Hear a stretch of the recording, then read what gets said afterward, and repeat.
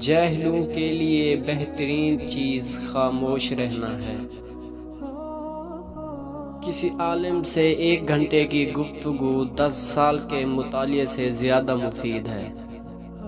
زندگی بغیر محنت اور حیوانیت کے بغیر وجہ کے مصائب کا شکار ہے۔ حکیم صاحب سے کسی نے پوچھا، جھوٹ بولنے میں کیا حرج ہے؟ اس نے کہا، اس شخص کی سچائی کا اعتبار بھی جاتا ہے۔ پھر پوچھا، حق کا کیا فائدہ؟ فرمایا، وہ جھوٹ کے شر سے محفوظ ہے۔ حکمت ایک ایسا درخت ہے جو دل سے نکلتا ہے اور زبان سے پھل دیتا ہے۔ سر درد کا علاج خوبصورت تاج سے نہیں ہوتا۔ انسانی زندگی دنیا میں اس شمع کی مانند ہے جو ہوا میں رکھے جاتے ہیں۔ دنیا کی ایک انتہائی پریشانی زبان کی وجہ سے ہوتی ہے۔ آپ دیکھتے ہیں کہ ملاح ہر موسم میں کشتیاں نہیں چلاتے۔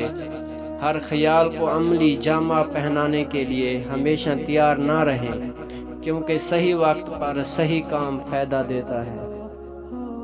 کمینے سے پوچھنا خشک زمین پر مچھلی پکڑنے کے مترادف